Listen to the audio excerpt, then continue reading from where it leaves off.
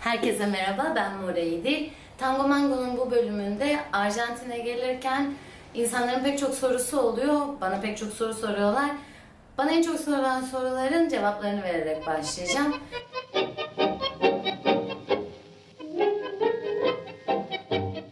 Üç soruyu açıklıyorum. Birincisi nerede kalacağım? İkincisi hangi gece hangi milongaya gitmeliyim? Ve üçüncüsü kimden ve nerede ders alacağım? Bu soruların yanıtları biraz sonra bu videoda. Görüşürüz. Evet, şimdi size haritada göstereceğim nerelerde kalınabileceğini.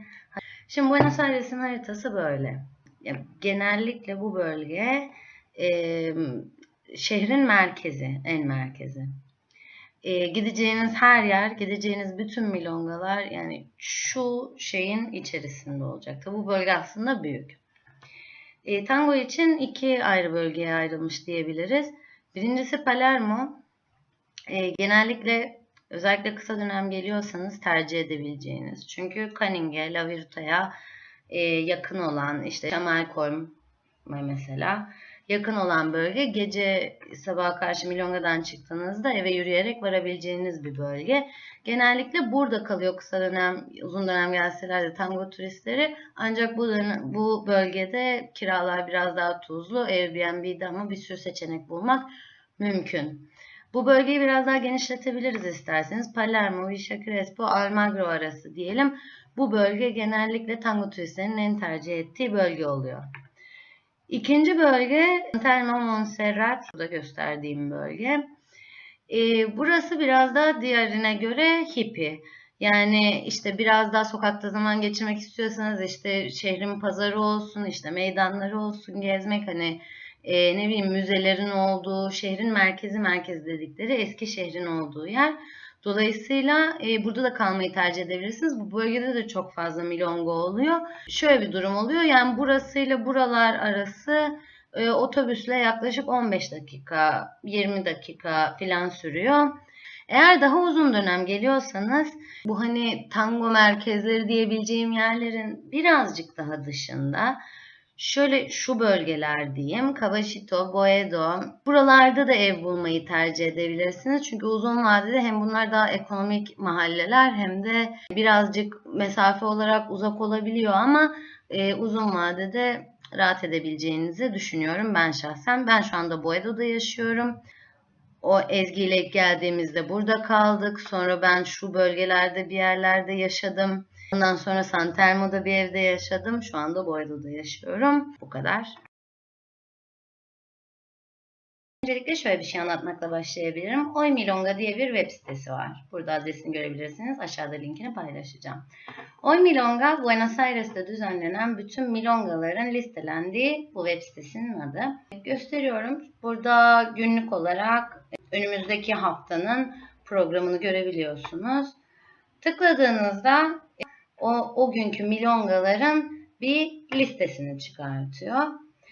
Burada praktikaları ve milongaları görebiliyorsunuz. Bu işaret çıkıyorsa milongadan önce bir ders var demek. Bu işaret çıkıyorsa özel bir etkinlik var demek. Canlı müzik olabilir ya da milongada şov olabilir. Burada gösterilmese de milongada şov olma ihtimali de oluyor. Şimdi burada buna tıkladığınız zaman mesela Cheek to Cheek'e gidelim şu anda.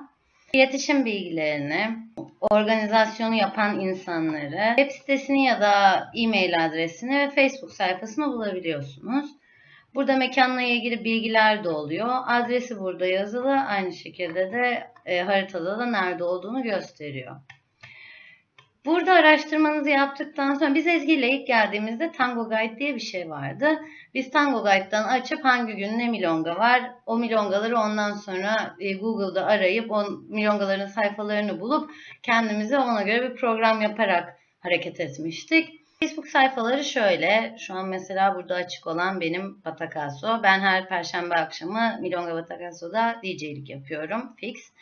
Milongaların Facebook sayfalarında Milonga'dan önce ders varsa dersin ilanı, DJ'in kim olduğu her türlü açıklanıyor. Bu Milonga'dan önceki dersler aylık olarak organize ediliyor. Dolayısıyla içinde bulunduğunuz ayda bir milongadan önce hangi dersin olacağına sayfalarına girip bakarak öğrenebiliyorsunuz.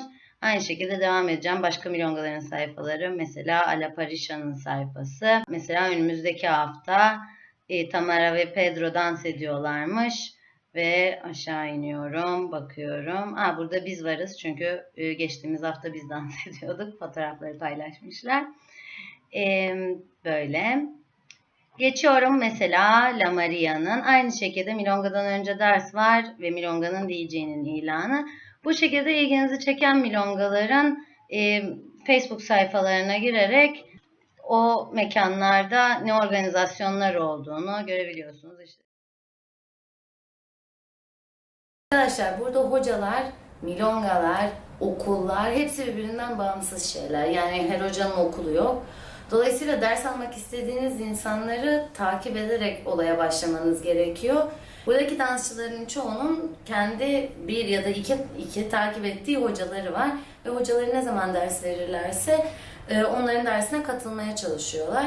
Milonga'dan önce ders olması çok yaygın bir olgu. Ben ilk geldiğimiz 3 ayın herhalde yaklaşık 1,5-2 ayı civarında haftada 5 tane falan derse gittim diye düşünüyorum. Dolayısıyla böyle bir şey yapmak da mümkün. Ya da takip ettiğiniz ve hani ders almayı çok istediğiniz hocalarınız varsa onların ne zaman nerede seminer açtıklarına bakmanız lazım. Ama bunları da yani bir ay öncesine kadar neredeyse duyurmuyorlar.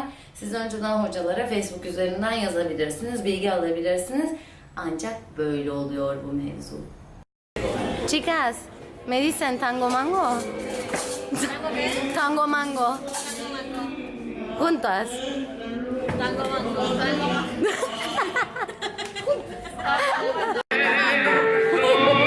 ¿Qué decir tango mango? Tango mango. Bueno. Tango mango. Claro, ¿estás listo? Mango.